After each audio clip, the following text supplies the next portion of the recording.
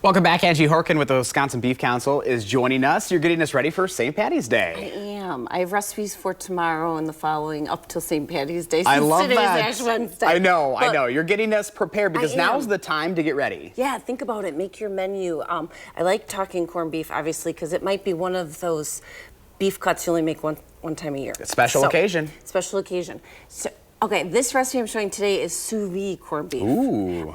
And I haven't done it too many times in the sous vide, but it turned out really, really good. It tenderized it. So you take your corned beef. I took it out of the packaging from the store, and I used that little seasoning pack that comes with it and put it in here, and then I did vacuum seal it. But you could definitely put this in a large plastic bag, submerge it in the water, and it'll push the air out and then kind of close it up. So you don't really need to like invest in a vacuum sealer if you have the sous vide wand.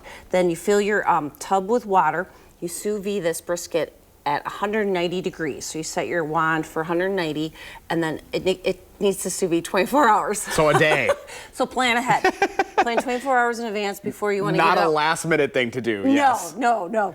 But once you really take it out of the sous vide bath, it's ready.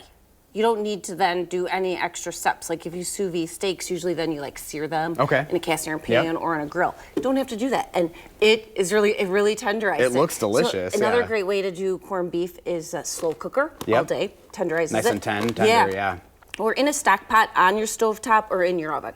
So that long, slow braising cooking method with a lot of liquid. Then this recipe calls to do your cabbage in the sous vide too. So this is half of a cabbage head. You put this in the last 2 hours. And in here I have a little apple cider vinegar, some caraway seeds, and then celery salt.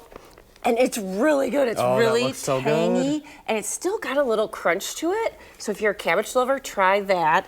So this is our sous vide corned beef and cabbage meal. And of course you could do potatoes, carrots with it too. But with the prices of corned beef now, they're pretty reasonable. $6 to $8 is what I've been seeing. And this is 8 servings. If you buy a 3-pounder, you're looking at $3.50 a serving. That's not bad. All right, we got like 20 seconds. So okay, so we got a Reuben dip. Go to beeftips.com, I'm gonna go right find into the it here. recipe. But yeah, it's all the great Reuben ingredients mixed Look at that together right there. with a chunk of cream cheese, of course, and then in the oven about 20 minutes. I did it 20 minutes.